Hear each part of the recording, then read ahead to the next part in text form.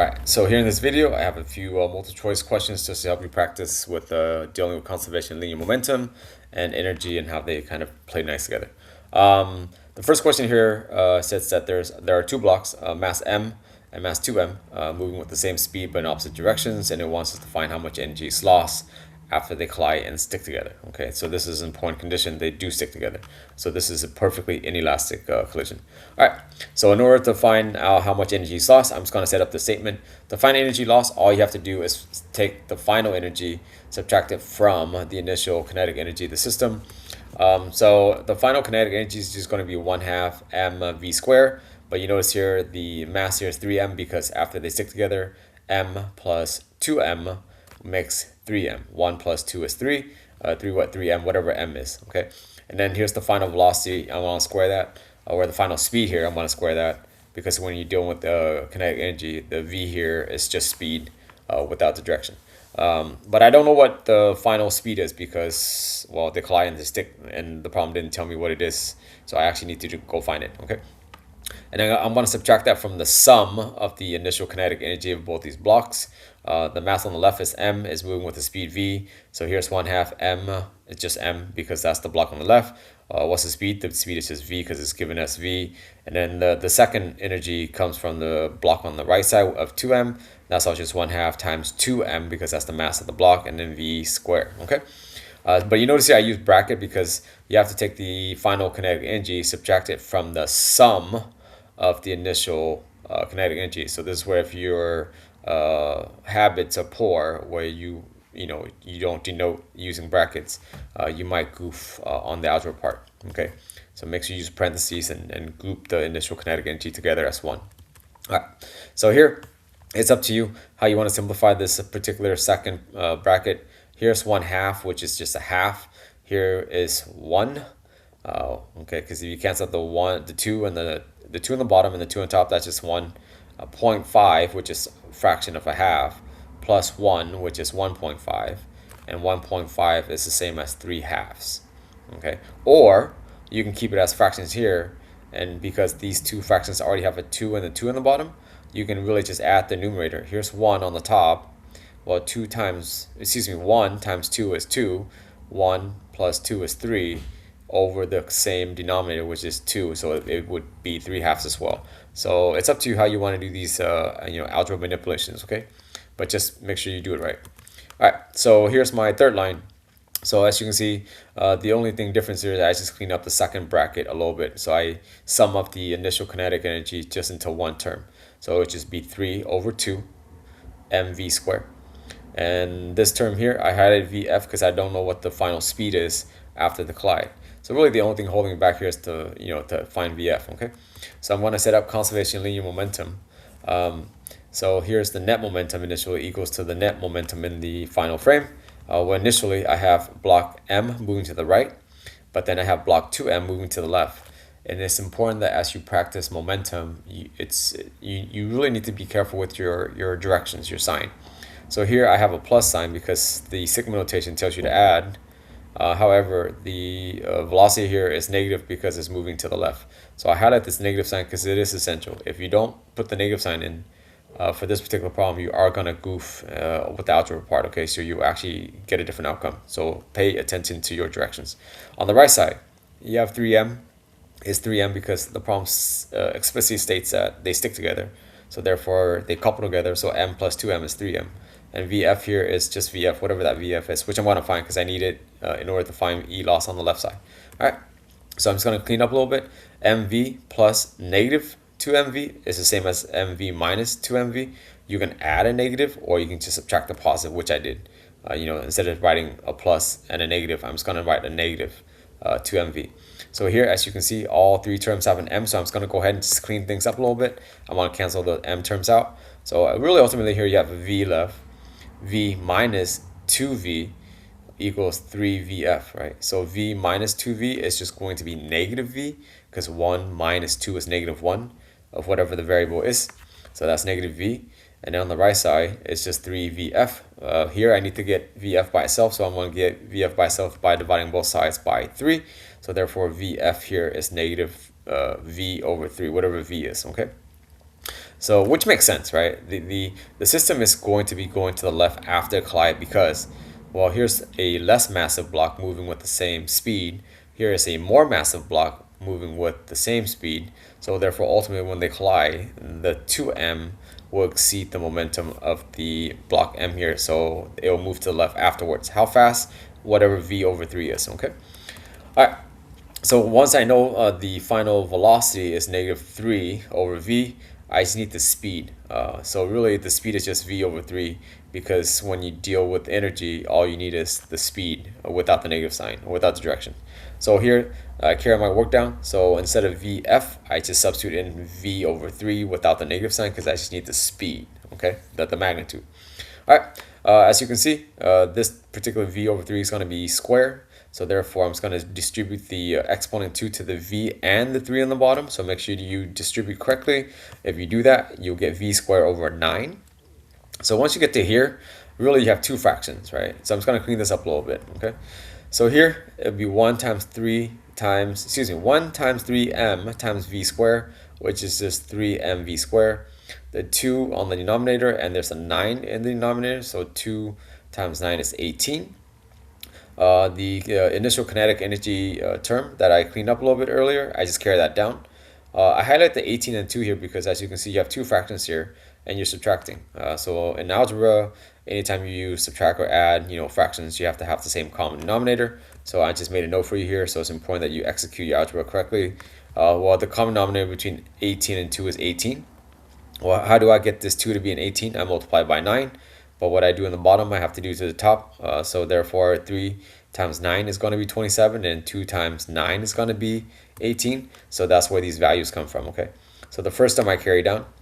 The second term I carry down. So once again, I multiply both the top and the bottom by 9. So 3 times 9 is 27, and then 2 times 9 is 18. Now that I have a common denominator, I can simplify this particular statement. I have 3mv squared minus 27mv squared, and that was just going to be negative 24 because 3 minus 27 is negative 24, and then the denominator here is 18. Well, as you can see, both these are even numbers, or if you know your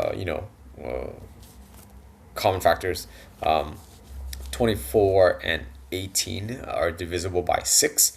So therefore, 24 divided by 6 is 4. And then 18 divided by 6 is 3. So if we clean that up just a little bit, we'll get 4mv squared over 3.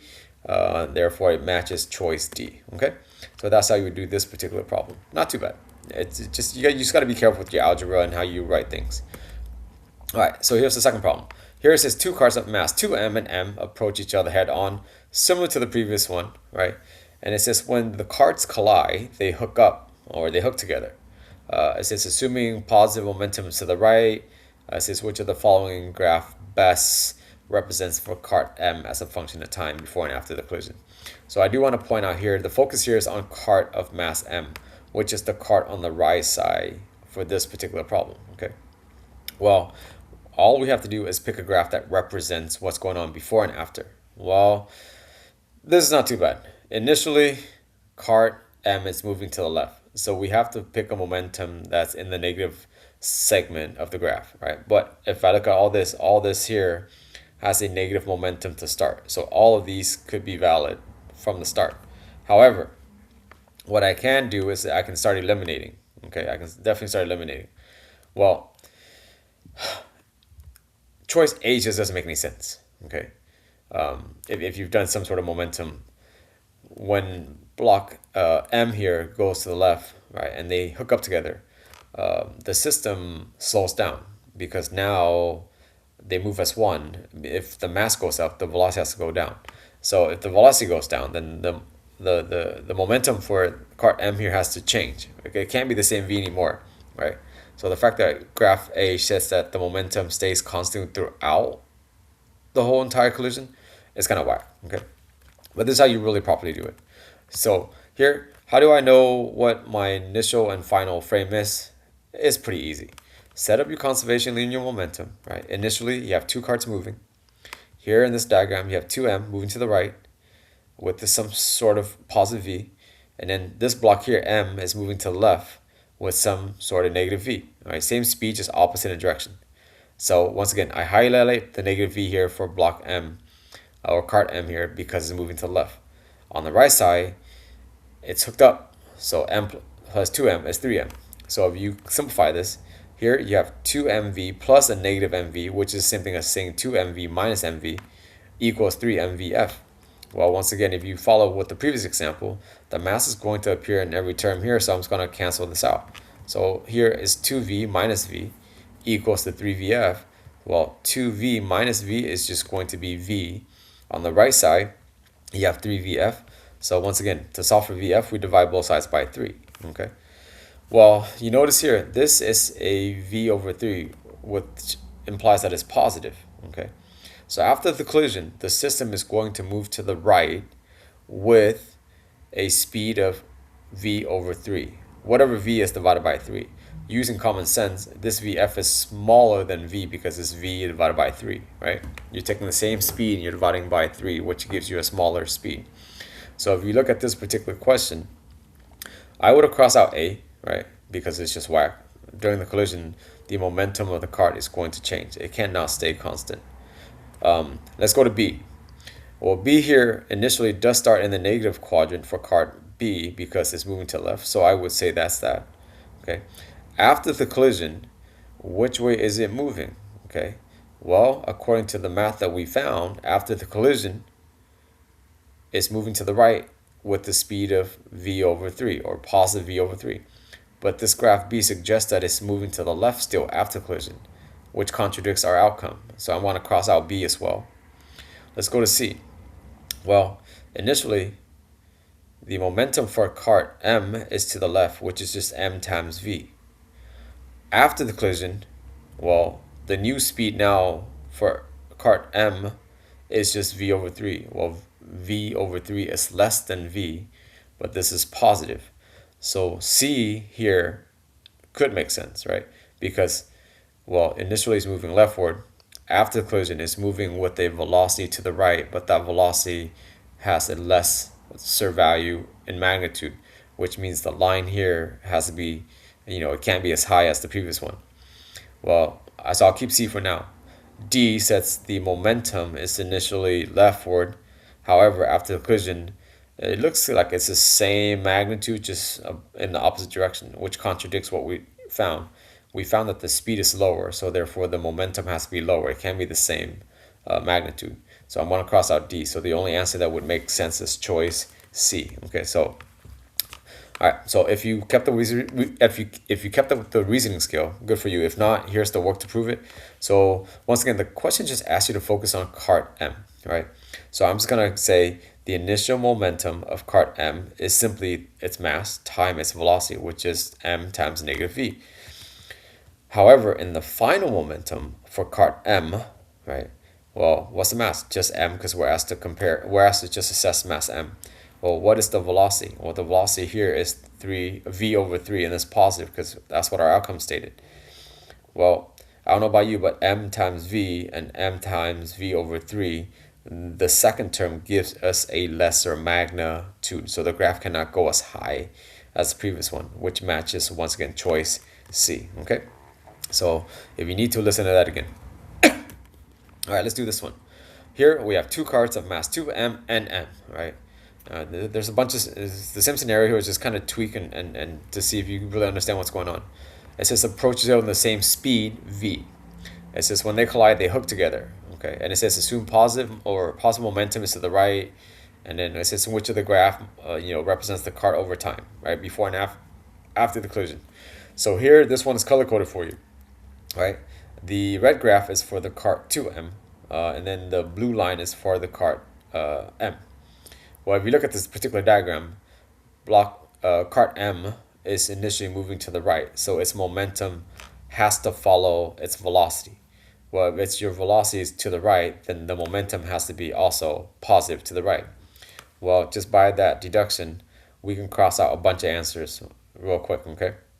All right, so now, here, if you look at the graph, I'm going to cross out, ready, the bottom right graph, okay?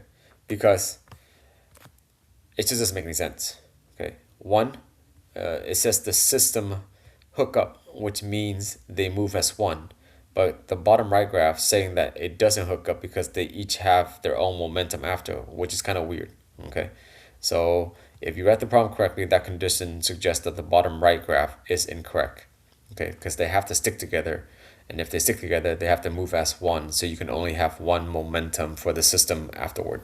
But this is saying that it has two different momentums, which is kind of weird. It's saying uh, the momentum of the blue card is positive afterward, and then it's saying the momentum of the what is it, the red one, the 2m is leftward.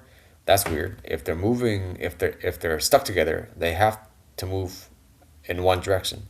But this graph saying one moves in the positive direction, one moves in the negative direction, which once again contradicts the scenario given to you. Okay, for this one, I think it's a no-brainer if you really look at it. Once again, I'm just gonna start crossing answer choices out, just to make any sense.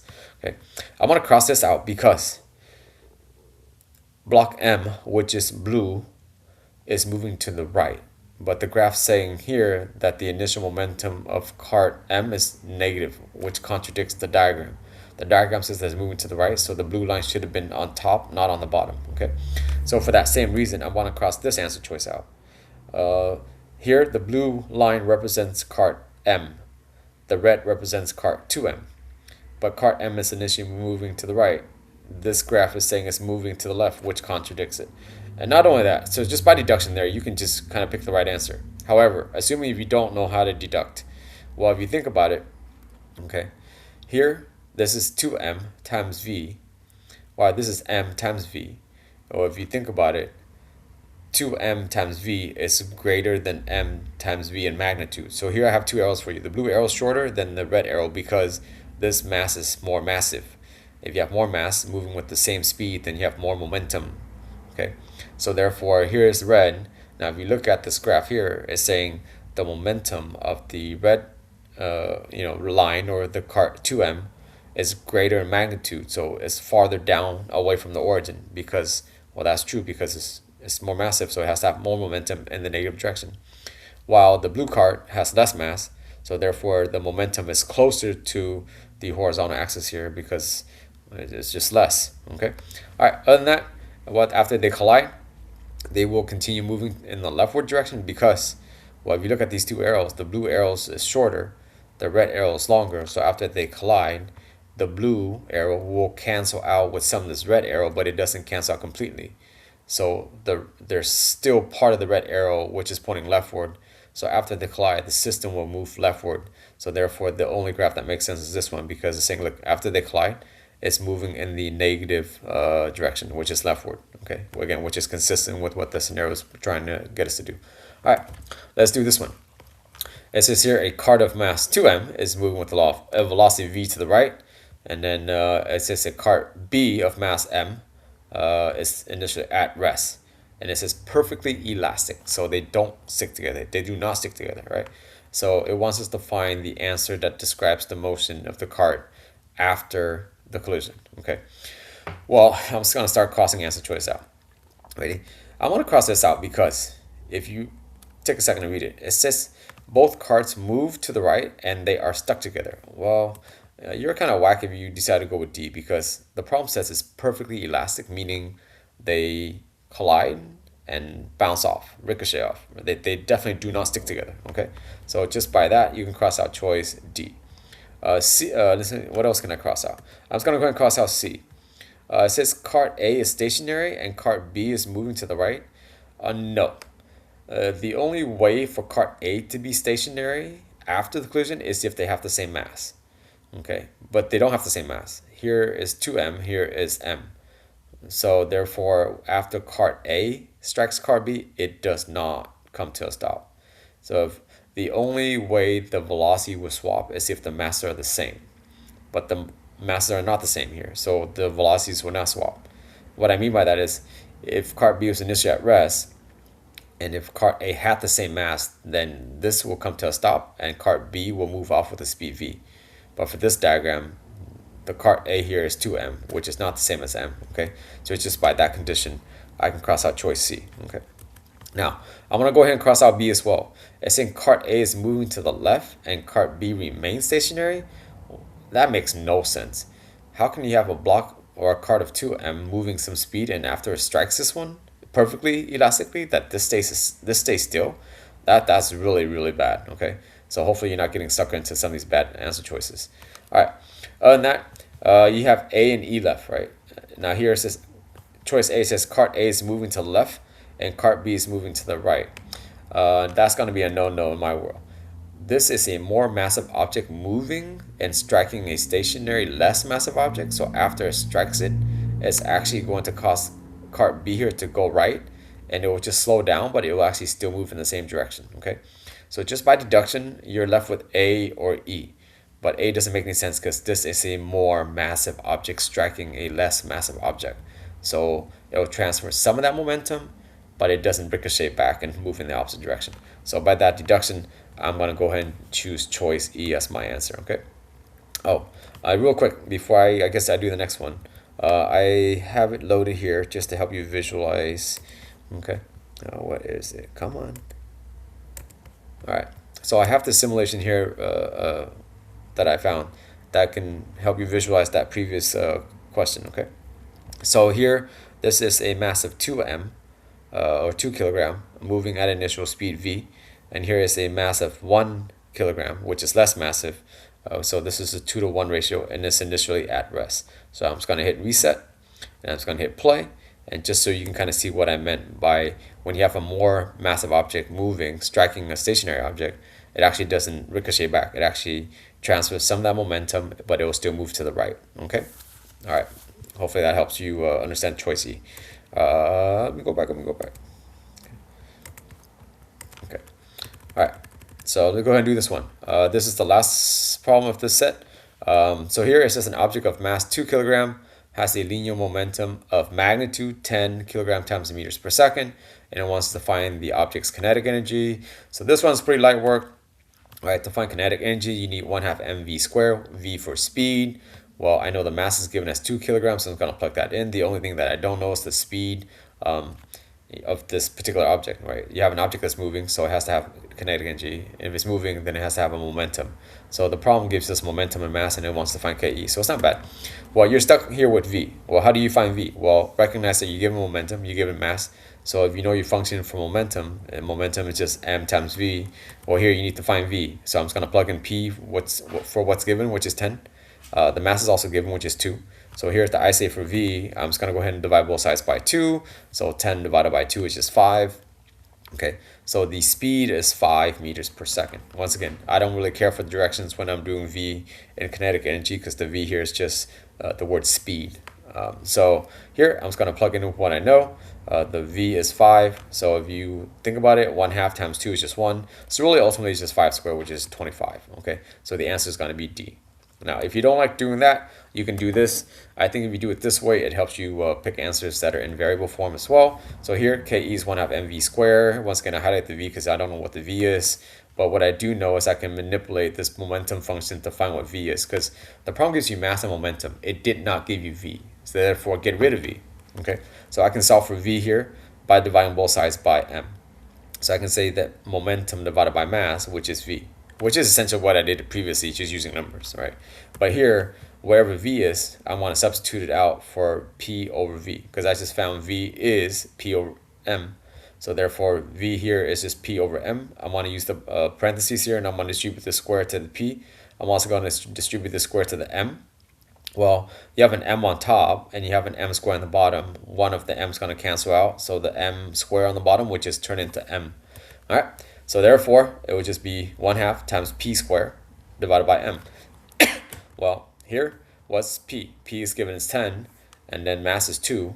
I'm just going to do this for you. Just hopefully you already recognize the answer is 25, right? Because 2 times 2 is 4, and then 10 squared is 100. 100 divided by 4 is just 25. All right, so that's another way to do it in variable form. All right, I hope that helps. Stay nerdy. Don't be whack.